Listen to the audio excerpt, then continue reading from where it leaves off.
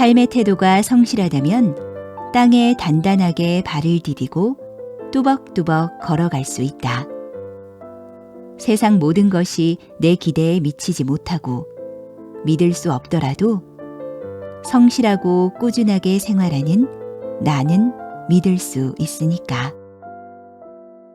부모가 아이에게 물려줄 수 있는 유일한 선물은 인생이란 사막을 건너갈 수 있는 나침반이 될 독서 습관인지도 모른다.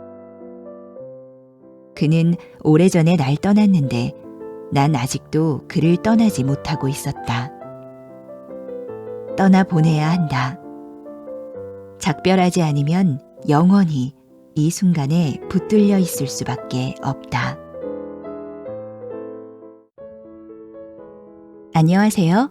책과 함께입니다. 오늘 함께할 책은 어른에게도 어른이 필요하다입니다. 글쓴이는 박산호, 출판사는 북라이프입니다. 어렸을 때 많이 듣는 말이 있어요. 어른이 되면 다 알게 돼. 어른이 되면 그 정도 문제는 아무것도 아니야. 다 괜찮아질 거야. 이제 나이가 들어서 어른이라는 타이틀은 달았는데 여러분은 어떠세요? 어른이 된다고 나 자신을 힘들게 했던 고민들이 해결되는 건 아니더라고요. 어른이 되면 모든 일을 척척 해낼 것 같은 그런 상상을 했었는데 그게 내 맘과 달리 잘 이뤄지지도 않고 말이죠. 어른이 되어도 두려운 일들 투성이에요. 어떤 순간에는 불안하고 좌절하던 어린 시절의 내가 마음속에 불쑥 나타나기도 합니다. 어떻게 사는 것이 바른 것인지 나를 돌아볼 여유도 없이 시간만 지나서 그냥 어른이 되어버린 것 같기도 해요. 이렇게 어른으로 살고 있지만 여전히 서툰 것 같은 우리에게 이 책의 글쓴이는 말하는 듯합니다. 나이가 들어 어른이 되어간다고 해서 더 많은 걸 능숙하게 하는 것은 아니라고. 우리 어른들도 의지하고 도움을 받을 어른이 필요하다고 말이죠. 저는 이 책의 제목이 특히 마음에 들었어요. 불안함 속에서 삶의 방향을 헤매고 있는 어른들의 마음을 대변하는 것 같았거든요. 여전히 서툴고 삐걱대는 어른으로 살고 있지만 그래도 그런 상황을 겪어가며 멋진 어른의 모습을 꿈꿔봅니다. 어른이긴 하지만 내 안의 어른은 아직 아이라서 계속 자라나고 있는 거죠. 어른이 필요한 여러분에게 오늘의 책이 다정한 위로가 되길 바라면서 읽어보겠습니다.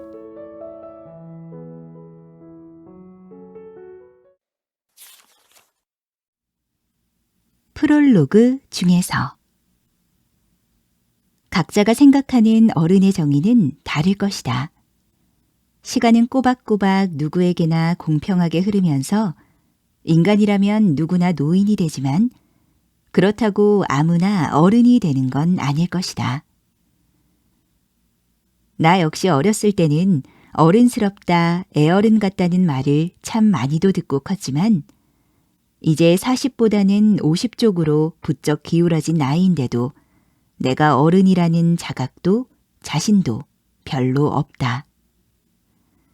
어쩌면 우리는 죽을 때까지 마음속에 미처 자라지 못한 아이를 품은 채 단단한 내공을 지닌 어른이 되길, 기왕이면 멋지고 영감이 되는 어른이 되길 바라며 살아가는 게 아닐까.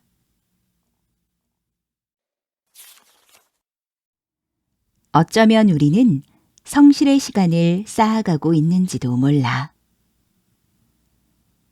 별다른 능력이 없는 보통 사람들에게 허락된 단 하나의 재능. 그것은 바로 성실함이다. 김교석. 아무튼 계속. 통역대학원에 가겠다고 하루 12시간 넘게 공부하던 20대 말의 어느 날, 호텔 일식당에 가게 됐다. 학원비와 생활비를 벌기 위해 새벽별을 보며 나가 회사원들에게 토익을 가르치는 내가 거길 간 건 공짜로 호텔 스시를 먹게 해주겠다는 친한 언니의 유혹 때문이었다. 당시 그 언니는 강남, 그것도 노른자 지역에 건물을 몇 개 가지고 있는 건물주와 썸을 타고 있었는데 그 상대가 언니랑 언니 친구에게 저녁을 대접하겠다고 했단다. 언니가 미리 경고를 하긴 했지만 건물주는 언니보다 엄청나게 연상이었다. 그나마 인상은 부처님처럼 인자했지만 공짜 스시 좀 먹어보자고 뭣도 모르고 나갔다가 호되게 당하고 말았다. 공짜 점심은 없다는 말이 괜히 있는 게 아니다. 언니를 통해 내가 영어를 제법 하고 통역사가 되기 위해 공부 중이란 말을 들었던 그 건물주 아저씨는 음식이 나오길 기다리며 한담이랍시고 이런 말을 했다. 내 밑에서 젊은 친구들이 일 많이 배웠지. 그런데 난 언어 공부하는 사람은 별로더라. 언어 공부하는 친구들은 단순해서 도무지 써먹을 데가 없어. 성실하긴 한데 사업머리도 없고 재미도 없고. 순간 나는 스시고 뭐고 강남의 노른자위건 흰자위건 초면에 이렇게 무리한 품평을 해도 되는 겁니까? 아저씨가 날 언제 봤다고 이딴 식으로 말합니까? 라고 분연히 외치면서 테이블을 주먹으로 한 대 꽝 치며 일어나야 했으나 날 데려간 언니 체면도 있고 그때까지만 해도 심약하고 소심해서 속으로 화를 사겼다. 하지만 곧이어 나온 스시는 분하게도 입에서 살살 녹았다. 돈 많고 나이 많은 남자의 전매 특허인 아무 말 대잔치에 나는 왜 그렇게 마음이 상했을까? 그냥 그러려니 하면서 흘려듣고 잊어버렸을 수도 있는데 왜 지금까지 이렇게 가슴에 사무쳐 있을까?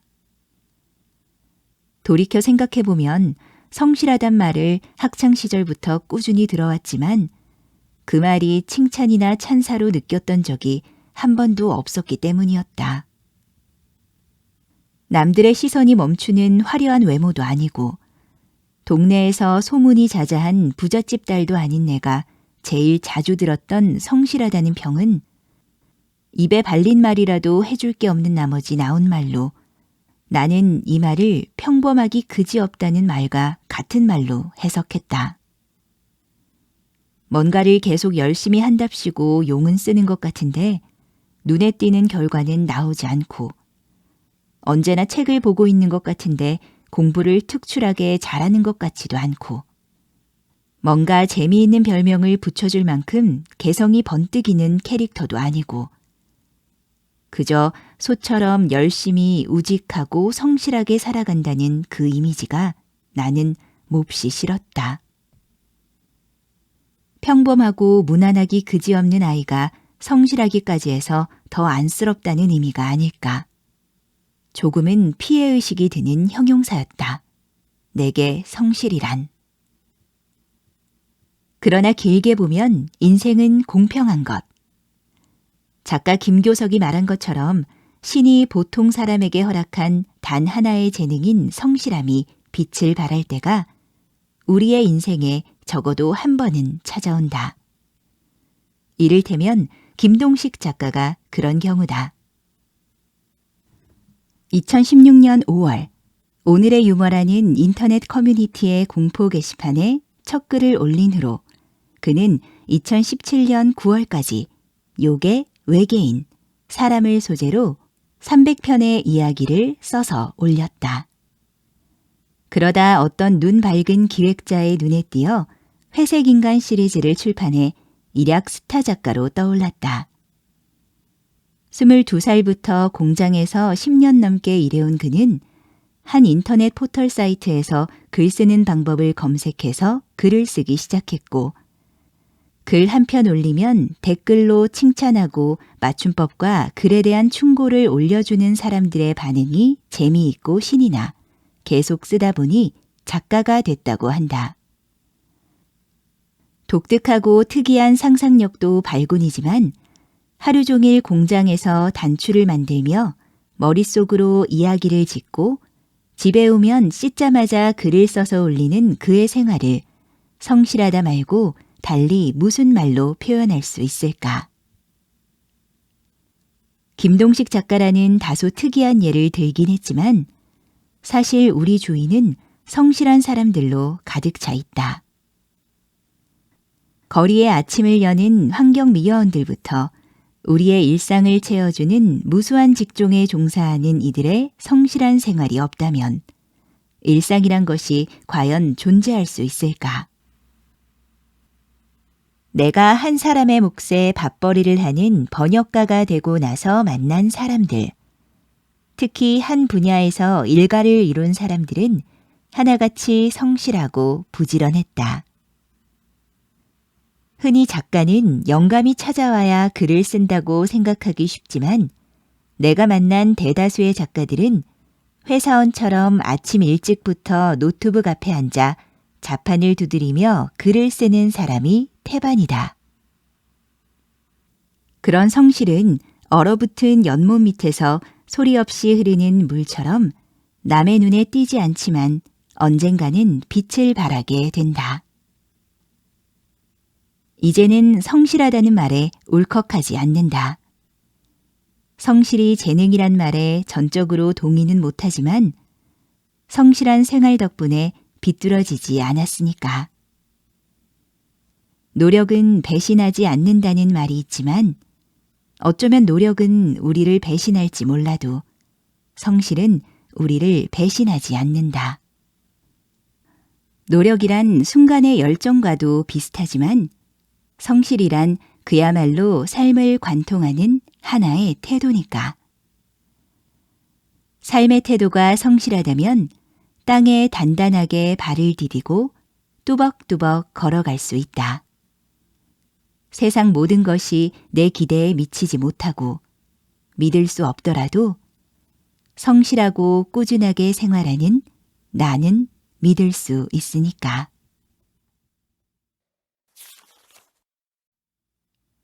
책이라는 묵묵한 친구가 있다.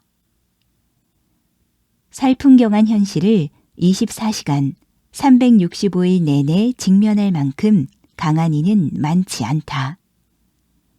나같이 유약한 사람은 가끔 책으로 달아나기도 해야 엄혹한 생을 지속할 수 있다. 박총, 읽기의 말들. 나를 책의 세계로 인도한 사람은 아빠였다.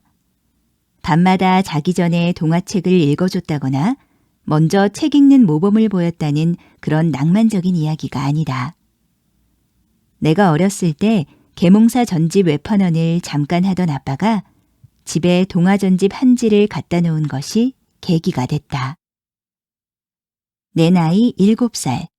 매일 해만 뜨면 집 밖으로 뛰어나가 아이들과 노는 것도 지겨워지고 비라도 오면 꼼짝없이 방에 갇혀 애벌레처럼 방바닥을 대굴대굴 굴러다니던 것도 실증 날 때가 있는 법. 그러다 방 한쪽에 있는 책꽂이에 꽂혀 있던 반짝거리는 표지의 새 책 중에서 아무 책이나 한 권 뽑아서 제목을 읽어봤다. 엑토르 말로가 쓴 집 없는 아이였다. 그때 부모님 성화에 가까스로 배운 한글로 책을 읽을 수 있다는 사실을 처음 깨달았고 그 다음으로 책이 너무나 재미있는 물건이라는 걸 알았다. 신대륙을 발견한 느낌이었다. 그때부터 지금까지 책은 내 곁에 항상 있었다.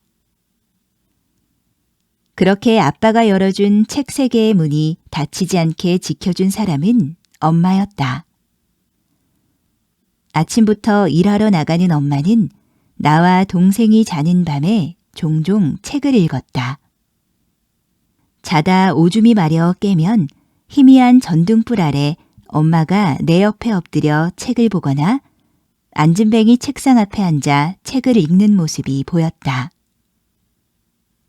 앉은뱅이 책상 앞에 앉아 책을 읽는 엄마의 등을 볼 때면 어쩐지 안심이 됐다. 그때 엄마는 우리와 같이 있는 여기가 아닌 다른 세상에서 잠시 쉬고 있는 것처럼 보였다. 사람들은 곱게 화장하고 가게에 앉아있는 엄마가 미인이라고 했지만 나는 화장을 지우고 맑은 얼굴로 책을 넘기는 엄마가 더 아름다워 보였다. 무심한 세월은 속절없이 흘러 책 읽는 엄마의 등을 보고 자란 내가 엄마가 됐다. 변한 건 나 혼자만이 아니어서 책을 많이 읽은 사람이 지적이고 멋지다는 말을 듣던 시절도 막을 내렸다. 책에서 위로받고 책에서 지혜를 구하고 아무 대가도 바라지 않은 채 독서 그 자체에서 기쁨을 찾던 시대는 이제 끝났다는 징후가 곳곳에서 나타나고 있었다. 책이 이렇게 천덕꾸러기 신세가 된 데는 경제적인 이유가 가장 클 것이다. 30즈음에 책 읽기에 빠져있는 나를 보고 그다지 가깝지 않던 한 지인이 이런 말을 했다. 너 정말 존경스러워. 읽어봤자 돈 한 푼 안 나오는 책을 어쩜 그렇게 열심히 읽니? 그것도 참 대단한 용기야. 그렇게 말한 지인은 나와 동갑으로 대학에서 수학을 전공한 덕분에 고액과에 여러 건을 굴리면서 항상 부동산 시세에 관심이 많았다. 오래전에 인연이 끊어진 그 사람은 지금 뭐하고 살까? 부동산 투자로 부자가 돼서 떵떵거리며 살고 있을까? 여전히 책 따위 읽지 않으면서? 내가 용감하다는 디스를 받으며 세상 물정 모르고 책에만 코를 박고 있는 사이 세상은 점점 더 돈 없이는 살 수 없는 곳으로 변해갔다. 일은 살인적으로 하는데 월급은 현재 생활 수준을 유지하기에도 버거운 데다 여기에서 밀려나면 끝장이라는 위기감이 일상을 지배하니 책 따위 머릿속에 들어올리 만무하다. 이제 정말로 책 따위 있어도 그만 없어도 그만이 돼버렸다. 이런 상황에서 가장 큰 피해자는 아이들이다. 이제는 서울의 명문대를 나온다고 해도 제대로 된 양질의 일자리를 얻을 가능성이 크지 않은 상황인데도 별다른 대안이 없어서 아이들은 여전히 대입을 향해 전력 투쟁 중이다. 이런 치열하고 삭막한 시대에 아이들이 책을 읽어야 하는 이유는 어쩌면 바로 이 한 문장 때문인지도 모른다. 책이란 묵묵히 옆에 있어줄 수 있는 유일한 친구다 라는 말. 부모가 자식의 인생에 개입해서 영향력을 미칠 수 있는 것은 아이가 몇 살 때까지일까? 부모에게 건물 몇 채 있어서 자식의 평생을 책임질 수 있는 재력이 있으면 모르지만 설사 그런 재력을 다 쏟아부어도 인생 망가지는 자식들 여럿 봤다. 아이들의 생에서 일정 시기를 거쳐 부모에게서 독립해 자기만의 생을 꾸려가려고 할 때 그 아이를 지켜줄 수 있는 만능 도구이자 믿을 만한 친구이자 강력한 무기는 바로 책이다. 그런데 이런 책을 읽을 수 있는 독서 체력은 하루아침에 생기는 게 아니다. 평소에 걷는 것도 싫어하는 사람이 갑자기 마라톤에 나갈 수 없듯이 평소 책은 손에도 잡지 않는 사람이 결심만으로 매일매일 책을 읽어나가는 생활은 꿈꿀 수 없다. 책을 읽어야 한다는 강박관념 없이 책이 머그잔이나 베개나 핸드폰과 같은 일상의 사물이 될 때, 그럴 때 책은 강력한 우군이 된다. 부모가 아이에게 그런 우군을 지원해 주려면 먼저 책을 읽는 방법밖에 없다. 그것이 마법의 서랍 정리법이어도 상관없고 주식으로 대박나는 법이어도 상관없다. 생활하면서 언제나 책을 가까이 하는 부모를 보면 아이들은 인생에서 길을 잃었을 때 책에 의지하는 방법도 있다는 걸 알게 된다. 일단 그걸 알면 그 다음은 아이가 알아서 책 세상을 탐험하게 놔두면 된다. 부모가 아이에게 물려줄 수 있는 유일한 선물은 인생이란 사막을 건너갈 수 있는 나침반이 될 독서 습관인지도 모른다.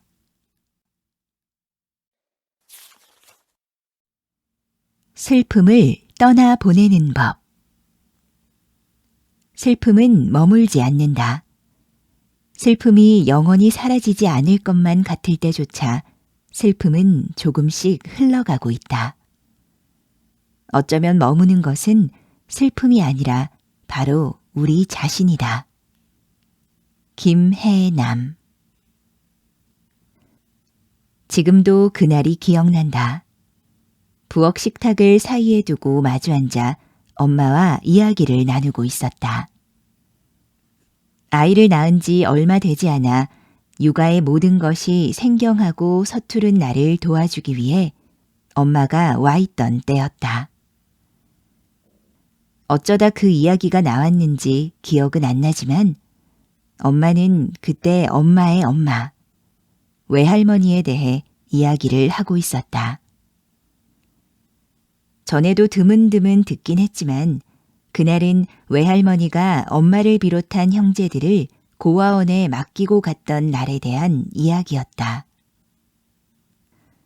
엄마는 나직한 목소리로 그 이야기를 하다 순간 북받치는 감정을 어쩌지 못해 왈칵 울음을 터뜨렸다. 나는 머릿속이 하얗게 변해 우는 엄마의 얼굴을 잠시 멍하니 바라만 봤다. 환갑이 가까운 나이에 할머니가 된 엄마 얼굴이 그 순간 고아원에 아이들을 맡기고 떠나는 자신의 엄마를 보며 슬퍼하는 아이의 얼굴로 변해 있었다. 그 찰나의 변화가 너무 충격적인 동시에 엄마의 마음속에 미처 위로받지 못한 채 아직까지 남아있는 아이를 보게 돼 마음이 찢어질 것 같았다. 나는 잠시 후에 일어서서 엄마에게 다가가 말없이 꼭 안아드렸다. 달리 할 수 있는 게 없었다. 그 뒤에도 내 앞에서 적지 않은 사람들이 눈물을 흘렸다. 하나밖에 없는 자식이 학교에서 왕따를 당하는 아픔을 털어놓으며 눈시울이 붉어지는 친구의 이야기에 나는 숨이 컥 막혀서 아무 말도 할 수 없었다. 그저 친구의 격해진 마음이 잠잠해질 때까지 묵묵히 같이 걸을 수밖에 없었다. 그때 우리는 공원을 같이 걸으며 아이들에 대한 이야기를 나누고 있었다. 나는 친구보다 몇 년 전에 내 딸이 겪은 왕따 문제를 이야기하며 아픔을 나눴다. 같은 아픔을 지니고 있다는 것이 때로는 큰 위로가 될 때도 있다. 지금은 만날 수 없는 연인을 그리워하며 느닷없이 울음을 터뜨린 친구도 있었다.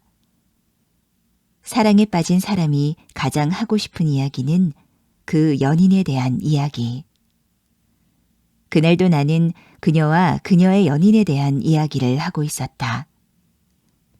나는 얼굴 한번 본 적 없는 사람이지만 이야기를 하도 많이 들어서 나까지 그를 아는 착각이 들었다.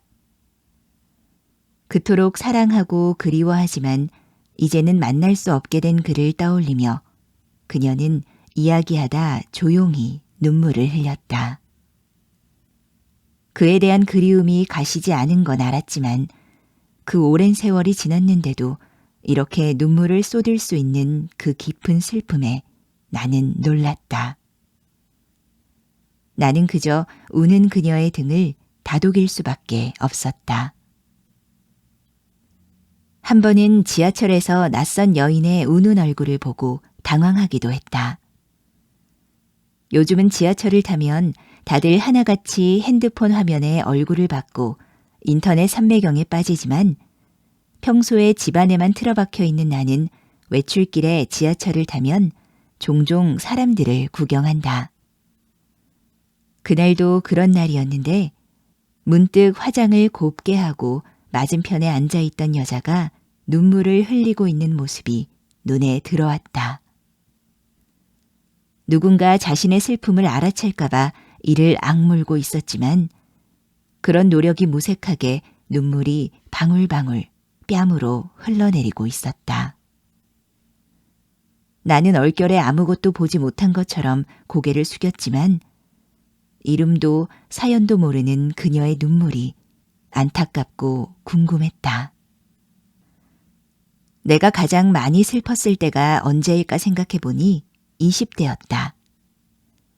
고향에 있다 낯선 서울에 올라와 가난에 시달리며 미래가 보이지 않는 내가 불쌍해 울었고 몇 번의 연애 끝에 떠나간 애인들을 그리워하며 그들이 떠나갔다는 사실에 분노하며 울었다. 좀처럼 나아지지 않는 형편에 고생하는 엄마가 불쌍해서 울었고 어린 나이에 외롭게 크고 있을 동생이 안타까워 울기도 했다. 그러나 나를 가장 많이 울린 건 시련이었다. 20대는 세상 그 무엇보다 내 아픔이 가장 크게 보이던 나이로 영원히 나를 감싸주고 보호해주리라 믿었던 연인들이 떠나갈 때 다시는 사랑을 할 수 없을 것 같아 울며 불며 슬퍼했다.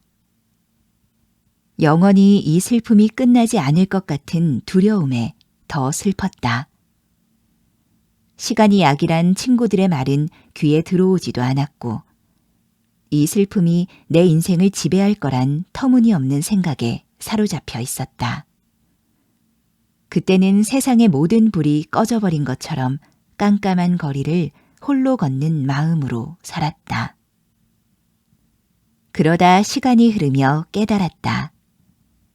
슬픔이 사라지진 않지만 정말 조금씩 옅어지고 있다는 걸. 이 슬픔을 보내지 않으면 언제까지나 여기에 갇혀 있을 거라는 걸. 그때 대학에서 내가 활동하던 문학 동아리방 책상에 노트가 한 권 있었다.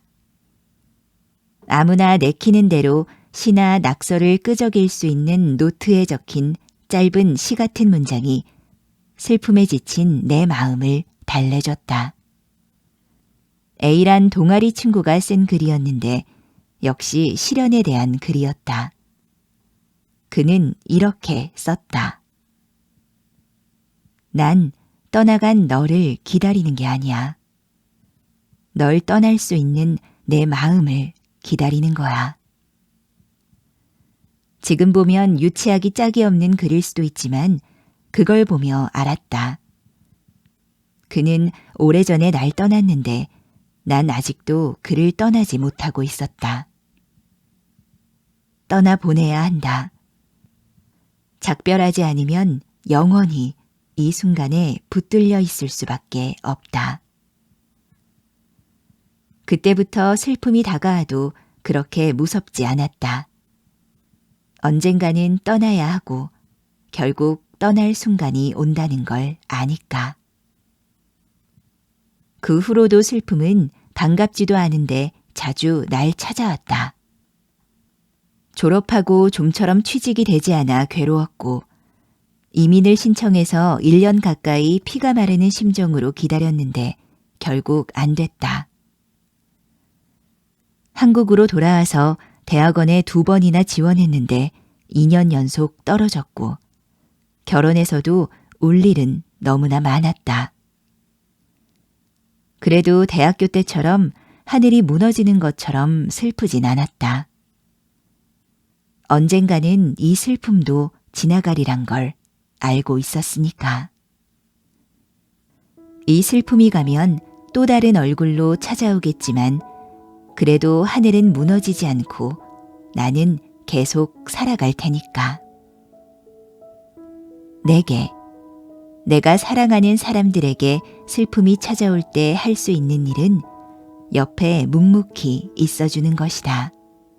같이 걷거나 뜨거운 차를 따라주거나 등을 다독여주거나 꼭 안아주면서 섣불리 위로하려 들지 말고 그냥 처마 밑에 같이 서서 비가 그치길 기다리는 것처럼 슬픔이 지나가길 같이 기다려주는 것. 그것이 슬픔을 떠나보내는 나의 생존법이다. 오늘도 함께 해주셔서 감사합니다. 당신의 시간을 책과 함께